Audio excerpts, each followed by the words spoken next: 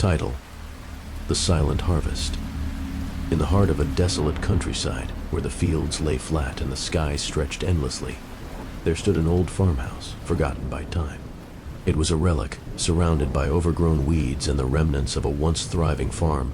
The nearby woods whispered secrets, and the moonlight cast eerie shadows that danced along the walls of the decaying structure. The farmhouse, owned by the reclusive widow Martha, had been the subject of local lore. Rumors swirled about strange occurrences and sounds that echoed through the night, but no one dared to investigate. Martha, with her frail frame and haunted eyes, was often seen wandering the fields, talking to herself as if she were conversing with ghosts.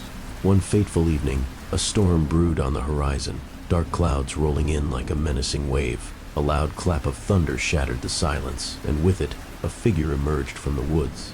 Vincent, a patient who had escaped from a nearby mental institution, was drenched and disoriented.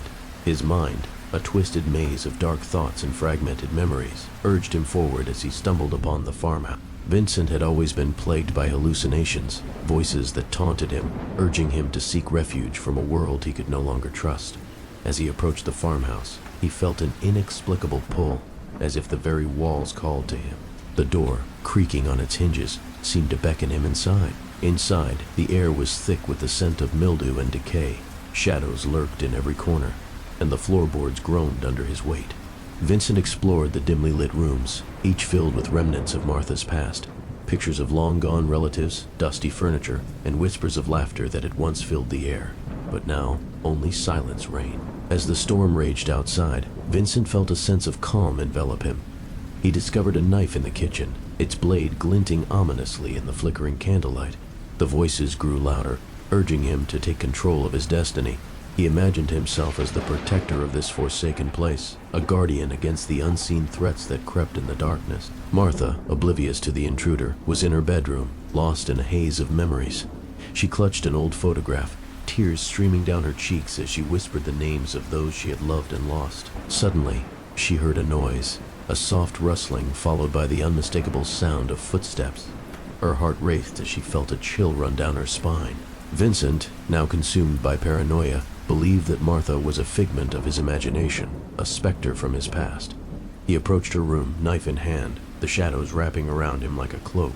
The thrill of impending violence pulsed through his veins, drowning out the rational thoughts that remained. Martha, sensing danger, slowly opened her door, her frail frame trembling. She looked into the eyes of the man before her, the madness swirling within. "Oh, who are you?" she croaked, her voice barely a whisper. "His salvation," Vincent replied, his voice low and distorted. "Ain't safe, I've come to free you." With a swift motion, he lunged forward, and Martha's scream pierced the night, shattering the stillness that had enveloped the farmhouse. But the storm outside roared louder, drowning out her cry. The struggle was brief but brutal. In the dim light, Vincent's silhouette danced against the walls, a grotesque figure fighting against the memories that tugged at him.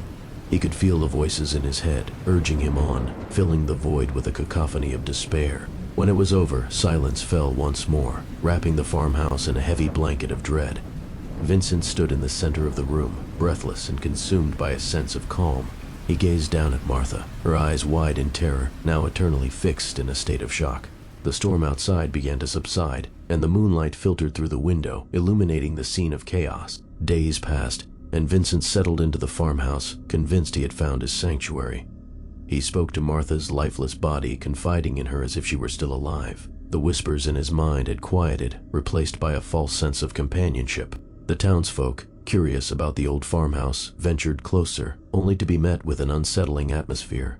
The air felt heavy, charged with an energy that repelled them. When they finally mustered the courage to enter, they found the once vibrant home shrouded in darkness. Vincent, with his wild eyes and disheveled hair, roamed the halls, muttering to himself. "What have you done?" they gasped, their voices trembling with fear. But Vincent merely smiled, the corners of his mouth curling upwards, his mind lost in a labyrinth of delusion. As the moon hung high and the winds howled like lost souls, Vincent became a part of the farmhouse, forever entwined with its secrets. And the whispers of the past continued to echo, reminding him that in the silence of the harvest, madness can bloom, and the darkest corners of the mind can take root in the heart of the most desolate place. The farmhouse, now a haunting silhouette against the night sky, stood as a testament to the horrors that lurk in shadows, waiting for the next storm to awaken them.